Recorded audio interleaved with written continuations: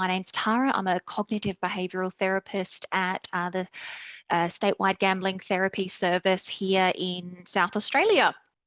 And like Aideen, I'm not one of the principal researchers on this project, but given my role on the HREC here at SA Health, my colleagues gave me permission to present this on their behalf. So just as a bit of background, Flinders Centre for Gambling Research is a research centre affiliated with Flinders University and the Southern Adelaide Local Health Network, and is integrated with the statewide gambling therapy service. So with over 20 years of experience, we specialise in researching gambling disorders and their treatment. So our interests include clinical interventions and outcomes, as well as the factors that contribute to the development of gambling problems.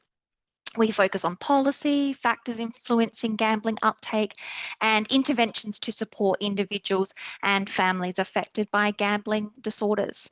So our goal is to refine evidence-based interventions and develop precise psychosocial treatments for those with gambling disorders. So recently we've expanded our focus to include gaming disorders and other behavioural addictions as well. So this service was established by Professor Malcolm Battersby and is now under the directorship of Professor Michael Bagent. And we're really, really proud of the fact that our service continues to be a world leader in gambling therapy with national and international collaborations.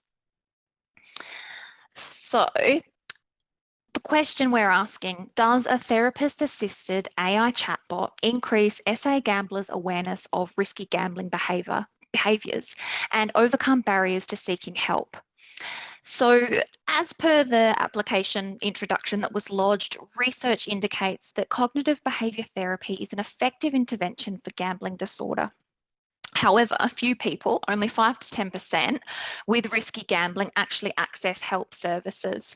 So statewide gambling therapy and Flinders Uni recently conducted a research project, Sports Betting Exposure Therapy, which used social media to attract people with risky gambling who use sports betting apps. And this resulted in 91 expressions of interest and 33 people enrolling in the study who wouldn't have otherwise sought help. And so AI technology supported by a gambling therapist may offer a 24-hour anonymous bridge to help seeking. So in the project, they decided to test the feasibility and acceptability of an AI gambling chatbot using the HREC app used in California through a company called Scalable Care, the only ones to pass the Turing test. So they are quite elite in their field. So they recruited 30 South Australian gamblers. Sorry, the plan is to recruit 30 SA gamblers who will be offered triage to therapeutic interventions or guided self-help over a 28-day period. And pre and post gambling and mental health outcomes will be collected. So in terms of the co-design and testing, co-design of HREC's Gabby gambling bot in conjunction with Scalable Care, statewide gambling therapy services, Flinders University, and then some other SA-based gambling services and individuals who gamble. After multiple sessions with participants, weekly team meetings, regular testing, Gabby is now deemed ready for phase 2. So there was a strong focus during phase 1 on the safety of Gabby, particularly if a user were to indicate some level of distress. There was a safety backup plan that has been developed where a gambling therapist will review all the interactions that Gabby has had each weekday morning, and the therapist will then follow up if that's appropriately indicated. So Gabby is supported by several bots that can assist her if prompted, and that includes OpenAI. However, these settings have been restricted to ensure that users aren't provided with irrelevant or harmful information. And so this has been of particular interest to the HREC. And, understandably, given what's been discussed earlier today, what we see in the media where bots are going rogue, can understand that.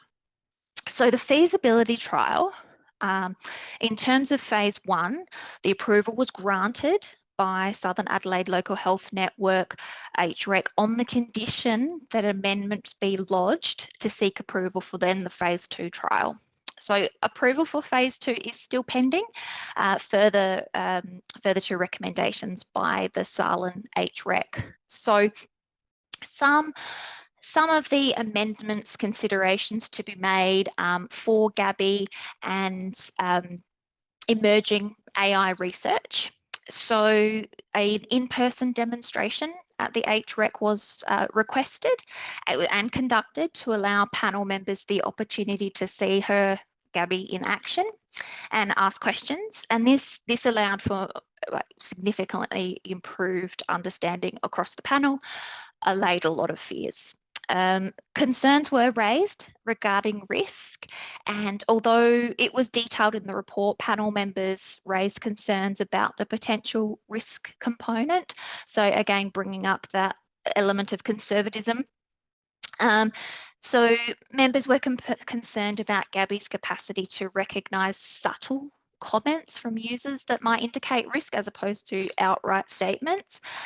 So that was quite helpful. Gabby has now been further developed and tweaked and taught, and she will be providing that information to the HREC. So the HREC were also concerned that the phone lines given at the bottom of the chatbot website pages weren't necessarily all open for 24/7 participant use. So they wanted the operational hours to be popped on the chatbot.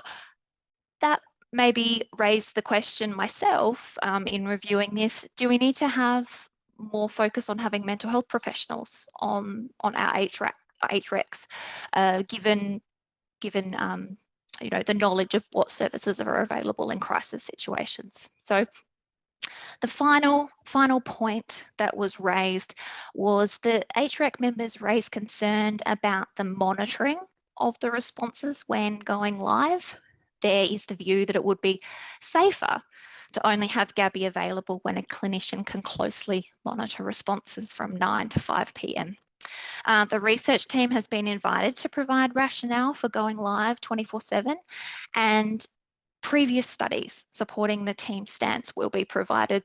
So anecdotally, in my role as a gambling therapist, a lot of my clients mentioned that they're going gambling or have a significant urge to gamble late at night. So having this service available after hours would be fantastic. So we'd potentially lose a lot of data if not running this, the bot 24/7.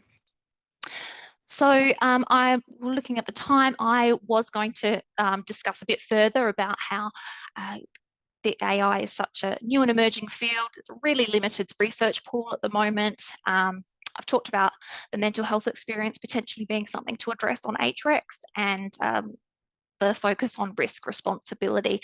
I know that our PowerPoints are going to be shared, and I'm happy for that. So these are just some extra papers that I found useful in creating this PowerPoint today. So thank you so much for my quick fire presentation. We got time, Tara. You want to go back to the slide that just the previous slide and maybe talk? Oh, we do have time. We've got like 4 minutes. Oh, perfect. Yeah. And it's such a topic, and now. Yeah, further points of consideration. Yeah. Yeah. So given that it is such a new and emerging field, the policies and the rules around AI are constantly changing, and a lot of the time there aren't actually any there may not even be a policy because it is so new. So I can understand why HRECs are feeling a bit nervous in this space.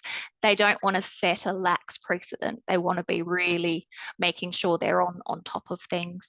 And there's not really much in the way of research to go on in this space in terms of practical applications. There's a lot of talking about it and theorizing, but let's seeing it in action in a safe way.